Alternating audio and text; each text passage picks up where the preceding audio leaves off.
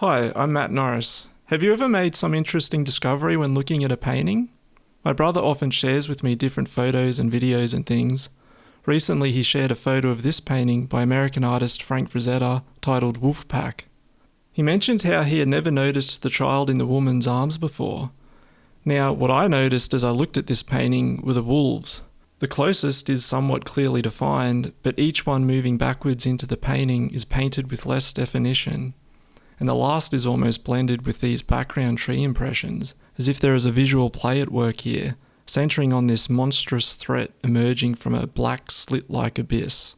Frazetta often used a combination of very detailed and very loose brushwork, and here it seems that in doing so, he created the possibility for this kind of poetic play or device. This got me thinking about how the employment of a certain dynamic in a painting can allow for the creation of a whole new realm within the painting which can harbour its own form of expressive compositional structures. And I decided that I could develop a new painting technique based on these ideas.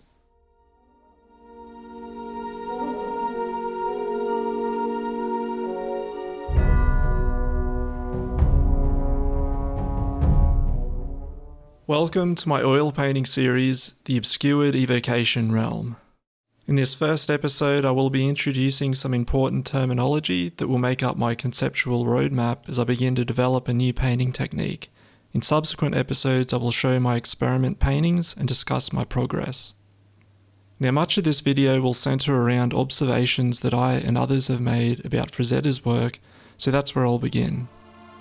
American artist Frank Frazetta was known for his sci-fi fantasy illustrations, which featured in a variety of places, including comics, paperback covers, and movie posters. Some people know him for his depictions of Robert E. Howard's Conan, as well as some other well-known characters, including Tarzan and John Carter of Mars. There are many books about his work, and a documentary film about him called Painting with Fire. Now, Frazetta was a very accomplished artist, and there's copious amounts of things to be said about him and his work. There are many features within his artworks. Bear in mind that I'm focusing on a fairly particular aspect here. So, a reoccurring feature of Frazetta paintings, which has been spoken about by many people in books and interviews, is how he achieves quite striking, vivid, and seemingly very detailed depictions, while often incorporating some extremely loose painting techniques, often with a falling off of detail around the edges. Here's a bit of a thought process I put together regarding how this falling off of detail might be understood. 1. To create a focal point. Our vision is naturally drawn to contrast, light versus dark, sharp detail versus blur, colour contrast, and shape contrast. It's appropriate to make the focal point an area of sharper contrasts and the background an area of weaker contrasts.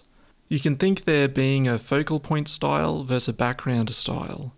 So an effective way to make part of the painting a strong focal point is to have part of the painting highly detailed with instances of strong contrast, and have the surrounding composed of less distinct, less contrasting forms with loose brushwork. Potential for efficiency?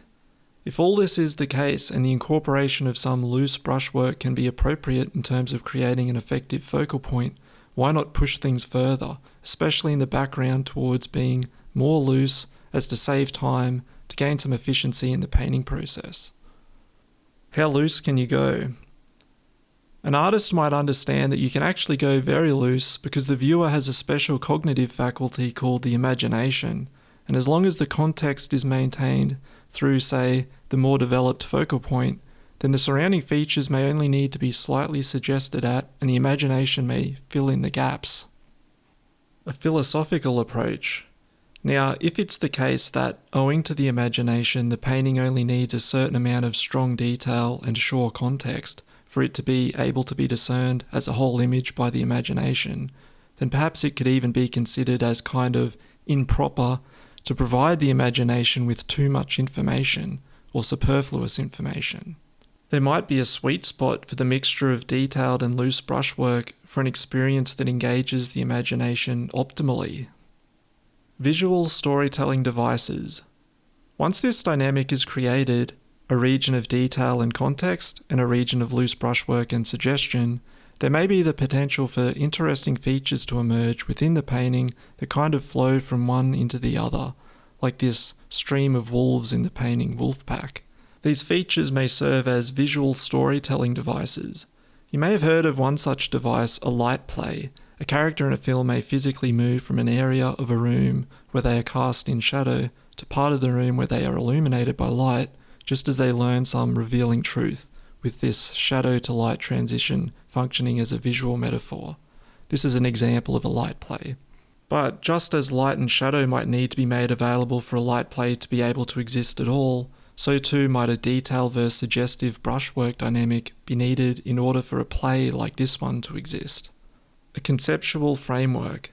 For the terminology for this series, I'm going to go with dynamic articulation in terms of detail, detail then providing sure context versus loose and suggestive for the creation of an obscured evocation realm. I have called it this because of just how much the action of the viewer's imagination may be called upon when viewing such a painting. And staged here in such a space, a unique kind of visual storytelling device, a sort which I will call a resolution play. I have chosen the term resolution play because these sorts of devices appear to transition through or occur in the space between detail and suggestion, between the perceptible and the imaginal, in this obscured evocation realm. I have been painting for about 12 years now. My style has developed towards having a fairly uniform rendering or articulation of detail. My main attempt has been for a kind of three-dimensional evocation field, where an object's position in space is valued such as to create a three-dimensional spatial effect. In this series I intend to create paintings where I open up that obscured evocation realm to see what sorts of features it harbours. I will no doubt include some other sorts of features also, ones that don't explicitly require this obscured evocation realm to exist. In recording this, I have already made a start on the first 2 experiment paintings. It seems I made a very tentative start, as you will soon see, but already there's some interesting findings and I'm excited to go deeper into this new adventure. So join me as I explore this new realm. I hope you enjoyed the video, and don't forget to like, share and subscribe.